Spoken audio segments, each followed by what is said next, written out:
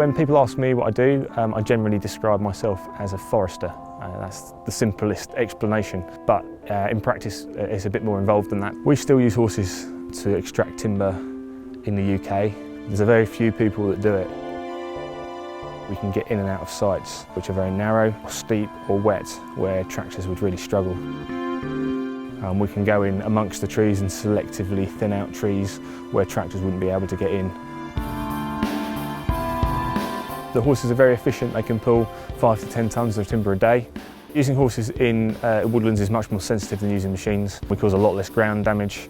We don't compact the soil as much, which is much better for regeneration of wildflowers and young trees as well. There's no risk of pollution. We don't have antifreeze or diesel or anything which can leak into the woodlands if the machinery is to malfunction and cause damage. And we're much more publicly acceptable as well, so people would much rather see horses in woodlands than big machines.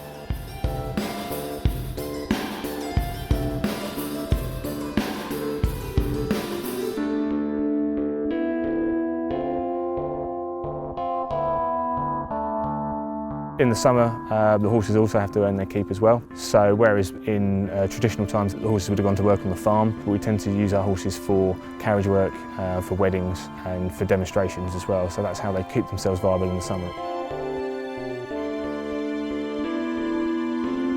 Horses are a really good tool for educating the public around the reasons why we manage woodlands. It's quite easy for people to come and speak to us, so rather than us being stuck in the cab of a machine, driving past people where they're having to get out of our way, people can actually approach us and come and talk to us.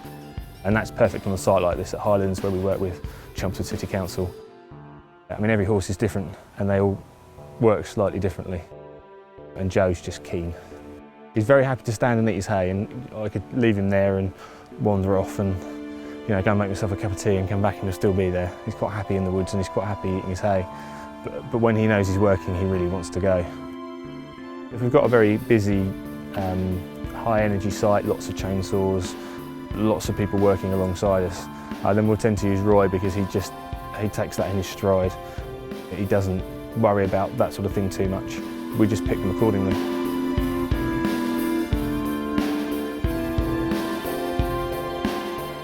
We're actually improving the woodlands for wildlife and for people as well, because once we open the site up, it gets drier, it gets easier to walk into, it's nicer to walk through because you've got more light. So that's the reason why people tend to use us.